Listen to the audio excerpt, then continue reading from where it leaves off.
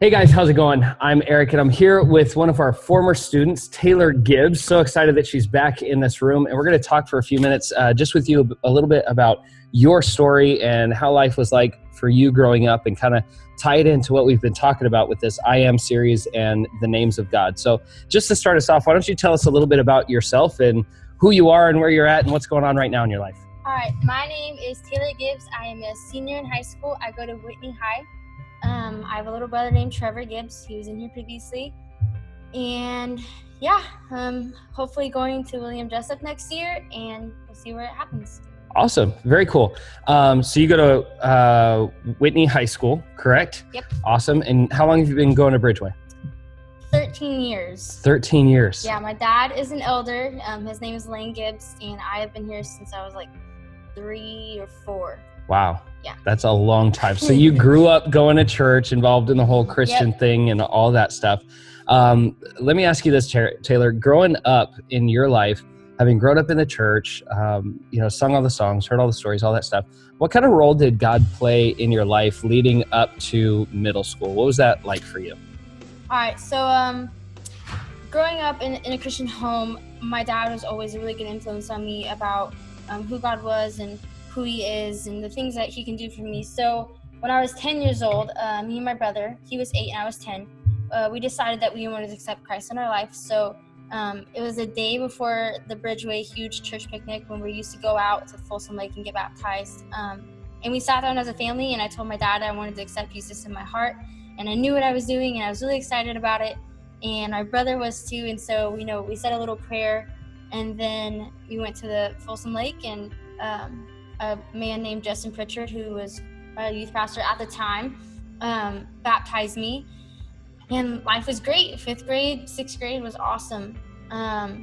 Going into 7th grade, I kind of went off the path of where God was leading me, and kind of started hanging out with the popular crowd. As my friends, we would call us like the penguin group, because where one person would go, we would all go. And so we were the type of people that, everybody knew who they were.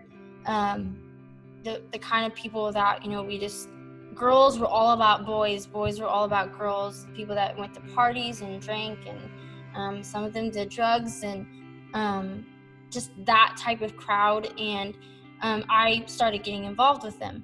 And, at first I was like, well, this is kind of cool. I'm getting popular. People are starting to know who I am. And at the moment, that was really important for me. And sooner or later, from hanging out with them, it started to corrupt who I was and who I was as a person and who God made me.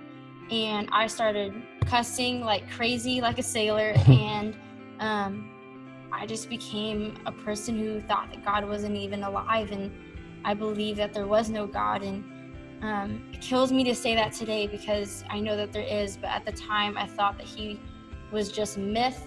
I was two-faced. I would go to church and I'd be a Christian, and then I would go to school and I'd be the girl who everybody knew, and could care less about my parents and my brother, and really could care less about what God wanted for me. And I just did my own thing, and that's where I was 7th grade year. Wow. And so by the time you got into 7th grade, boom, all of a sudden boys start coming into the picture, friends and popularity come into the picture, and add to that some of the substances and stuff that your friends were kind of experimenting with. And hard to believe that was all happening within, just that 7th grade portion of your life. And then, you kind of take it a step further and you realize, well, you're still going to church the whole time. It's not like you're that girl that's seen in the movies wearing all the dark clothes and makeup and said, I want to be alone or anything. Like, you were still going to church. You were still making it look good for everyone else. But on the inside, you had this idea or this concept and this belief system that you were building up of, I can live 2 lives, and I'll be just fine. I'll make mom and dad happy for whatever that's worth, but then do my own thing. And this whole God thing, I'm kind of done with it. I don't even know if I believe in him or if there is a God anymore. That's pretty big stuff. So what happened next? Take us kind of into that 8th grade year, and right before you're about to hit school. Tell us what happened and what kind of changed in your life at that point. All right, so summer of 7th grade, I hung out with all my friends, I guess you could say, and it was the night before we had to leave for church camp, and I was at my friend's birthday party, and it was a swim party, and we were just having so much fun. We were staying up super late, and my mom signed me up for church camp, and I didn't really know that she signed me up for church camp, and so I was forced to go. So she picked me up early from the party, and I was, furious for the fact that I was going to church camp, and I didn't even like to be at church at all. So I was going to be a whole week of just that. Plus, at the time, I was really sad because I didn't have my phone for a whole week, and I was like, oh my gosh, life is over. But so I go to church camp. It's not Hume, Sugar Pine Christian Camp. It's really, really small. That was like the first year that you and I became close and started to get to know each other. And the whole time I'm at church camp, I'm like, you know what? Let's just listen, just play around, just see how it goes. And the whole week, I was hearing things, and I wasn't, but I was pushed off, no, that's not true, whatever, that's not who I am. But the second to last night, we had a fire camp outside, and we were under the stars, and the fire was beautiful. And the worship team was just phenomenal. And we had this activity where we would go to this table aside from the worship stage, and we would trace our hand. And in the middle of our hand, we had to write a sentence about ourselves. And I remember I wrote, I'm in a place where I know I'm not supposed to be. And it was that night that I realized of what I was doing. And so, that was stirring in my heart. And then I go back and I sit down, and the song, Our God, and I believe it's by Chris Tomlin, came on. And that's my song. It came on, and it says our God is greater, our God is stronger, our God is healer. Without him, we can do nothing. Without him, we can do anything. And I was listening to that song, and what God laid on my heart, hit me like a gust of wind, is what I've always said. I just started bawling, and I was crying because I was sitting there, and I was like, where am I? Right now, I have no identity, because I was a Christian, then was in the middle of not even knowing who God was, or even believing that there was a God. And I just sat there and was bawling because I knew what I was doing. I knew that I shouldn't have been hanging out with those people. I knew that I shouldn't have been cussing and lying to my parents and to everybody around me, and just being a mean-hearted person. And so I sat there, and my mom was sitting right behind me, and at the time we were not close at all. And I remember I turned around, and I just told her I was sorry. I was sorry for the person that I had become, and the things that I did to her, and things that I did to the family. And I said, things are going to be different. I'm very sorry. And obviously my mom forgave me, and she just gave me a hug, and she was crying too. And that night I rededicated my life. I stood up in front of everybody and accepted Christ, and it was all good. Amen. Now, for those who may be a little confused, because you were talking about mom sized me up for summer camp, and I go away for a week and no cell phone and all that, and then all of a sudden your mom's behind you. So here's a little backstory on that. It was my first camp as a youth pastor, taking a group of kids to a summer camp, and I needed help. So I begged Taylor's mom to be one of our counselors. So that's how she got into the story. And so it was that moment, that night, where you kind of said, I'm going to turn my life around, and I'm not going to keep me in control of everything. I'm going to let you be in control, God. And through that song of hearing our God is greater and our God is stronger and all of those things, you made a decision that night to say, God, I want you to be master of my life, which is a pretty powerful statement for a 7th grader going into their 8th grade year to kind of make. So, a lot of us have had experiences like that. We go up to camp, the songs and the band are incredible, the lights are going, speakers passionate, you need Jesus, and we're like, yes, I do, And then we get home, and routine sets in, and normal sets in, and things start coming back. So walk me through what happened next in your life, because it's one thing to say at a camp, God, I want you to be my master. I want you to be Adonai at this point. What happened next? All right, so I remember that night when I accepted Christ was, I think it was actually the next morning. You told me, you were like, what's going to be different? Every pastor should have this talk, is that it's not about going back and going into your routine, because then your commitment that you made was just worthless because you're not even doing what God asked you to do. So you said, what's going to change? And I was like, I'm going to go down to the mountain, down from the mountain. I'm going to call my friends and I'm going to tell them what happened. And I was truthful about that. I got to tell you, I didn't believe you were going to do it. I was like, I would have picked something easier. I went down from the mountain. I went home. Sounds really dumb, but I made a PowerPoint about who Jesus is and the things that he did for me. And I made a PowerPoint, and I called the 2 closest girls that were in the group that I hang out with. And at the time, they were my best friends. And I called them and I said, I explained what I did at church camp. And I told them, I accepted Jesus into my heart. I accepted him into my life. And for me, things are going to be different. Things are going to change. I'm going to be a different person. And I assumed that they would be accepting of that. And I was hoping that, they'd be like, that's really cool. Tell me more. Maybe I can do that too. That wasn't the case. The next day or the next week, it was school, first day, and immediately the bullying started. A lot of people talk about being bullied for their faith, and it happened for me. And I didn't think it was going to happen. So I came back to school and thought everything was great and thought people were going to accept me for who I was.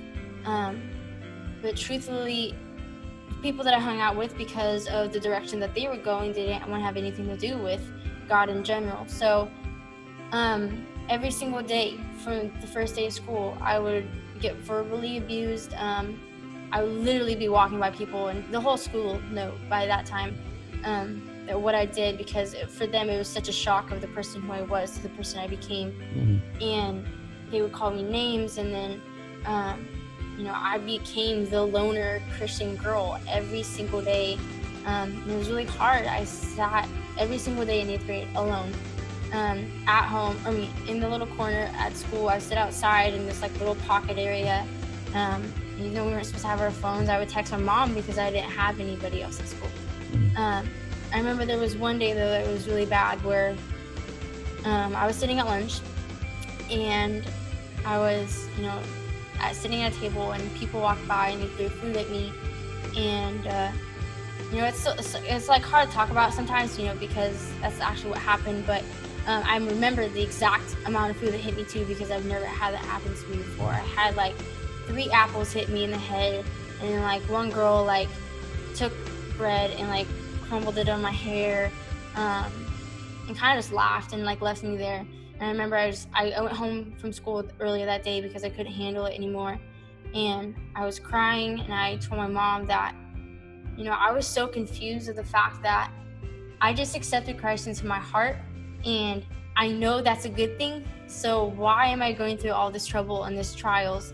And I went home and I told my mom that night that I was done. I was like, I don't want to be here anymore. I don't want to have to go through it. I was like, I can't believe God would do this to me. Why would he put me through all this trouble after I just committed to him? And I was so confused. And I remember that night, because my mom was really scared about what I said, that, she stayed in bed with me that night, and she just held me while I cried. And, the rest of the 6 months of school, my only place that I loved to go to was church, was Edge Middle School. It was my place to go. It was a place where people would accept me, and they would just love me for who I am. And that's where God brought my 2 closest friends into my life, who had the exact same beliefs that I did, and we got to go through life together. That's awesome. Yeah.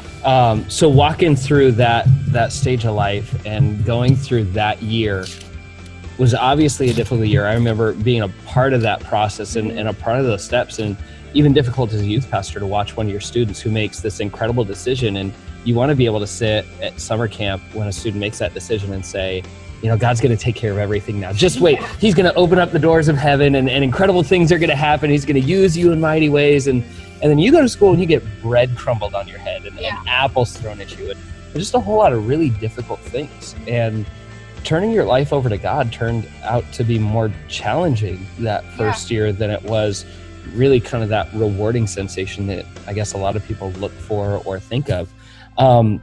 What was the toughest part, or what's been the toughest part about allowing God to be the master of your life since making that decision?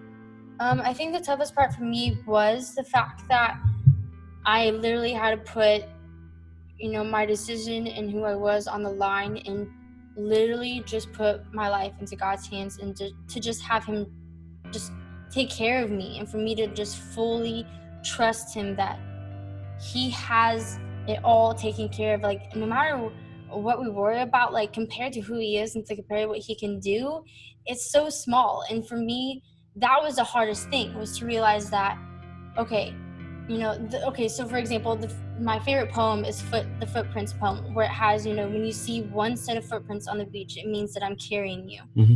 And I love that, because that is exactly what I felt through 8th grade year. I felt like, if I didn't have God, I don't know where I would be today. And if I didn't trust that God was going to take care of it, then I don't even know if I would still be a Christian. I'm pretty sure I would have given up. But knowing that God had it under control and I didn't have to worry just made it a lot easier.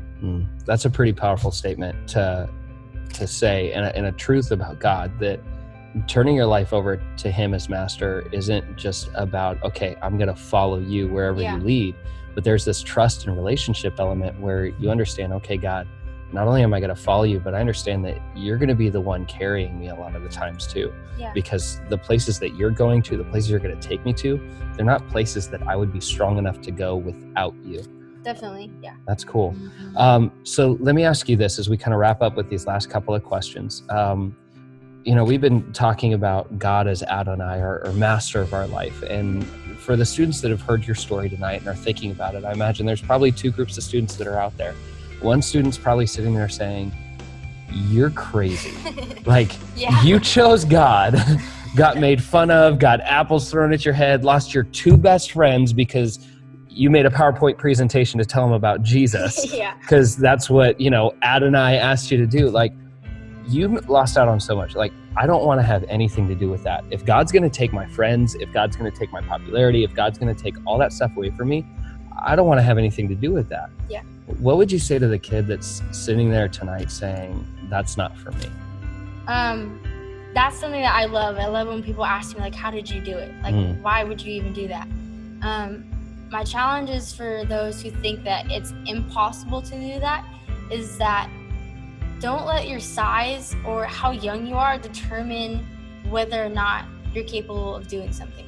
Don't think just because, I don't know a lot about God, or my faith is not very strong, or I just became a Christian, there's no way I can do that. Don't even think that, because the fact that is that God is always with you, and it doesn't matter how young or how small or the amount of knowledge that you have about him. He's going to use you in a way that he has designed you for.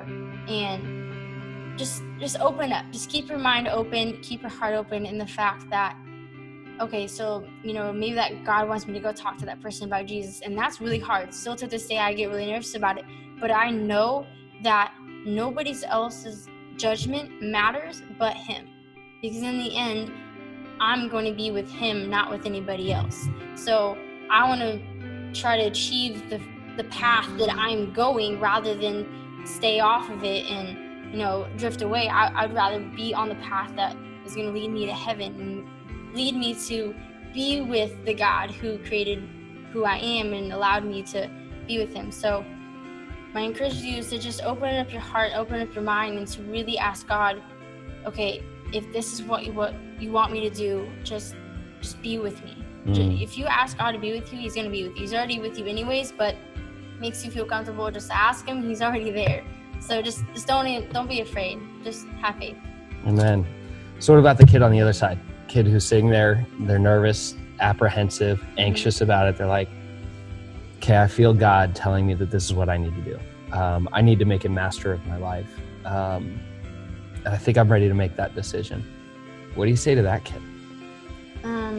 If you're on the fence and you're going to the side of sharing your faith, I would say, put a little question in your head and say, who matters more?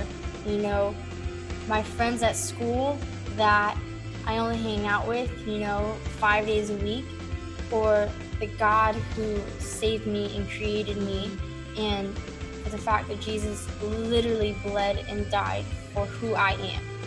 Like, out of those two, I would think that Jesus outweighs the other one. So just go for it, because that is amazing. If you have that feeling that God wants you to do something and God wants to use you for his kingdom, and he wants you to make an impact on your school or that one single person in your math class, then go for it, because the rewards of sharing about who Jesus is so much more worth it than just saying no. Yeah, absolutely. So if there's a kid out there who's looking at their relationship with Christ like they're standing on the edge of a diving board, you would be that kid that runs up behind him and just kicks him over and says, do it, just do it already. Be happy, yep. I promise. Cool. Well, let's make this practical for a second. What is the first step to putting God in charge as master of your life? Like, what would you say, okay, step number one, this is what you need to do? I got this analogy from you, is the fact that, before I became a Christian, I had this shelf of all these idols. I had my popularity, my friends, my image, and, my school and my status, and they're all separate. But God at the time was not up there. So, and the fact of, putting God first is you have to take down all of those.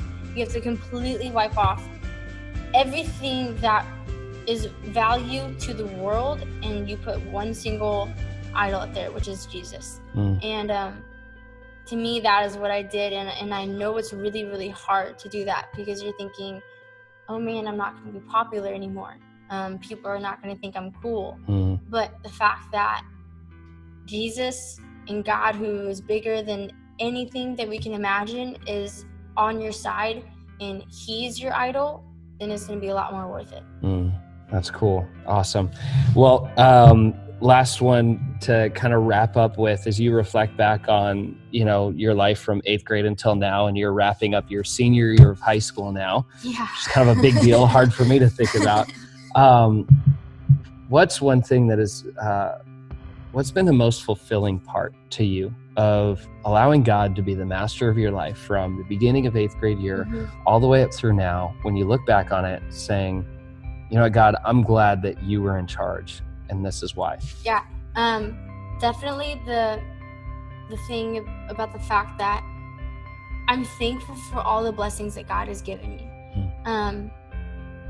Because in order, for me to even receive those, I had to say that God is my God, and that he's in my heart, and I'm going to live for him every single day. And though that was hard, the blessings that came after were so much more worth it. And that is something that I have continued throughout this actual year. The fact that I am so thankful for the fact that God just held me in his hands, and he molded me into the person that I am today.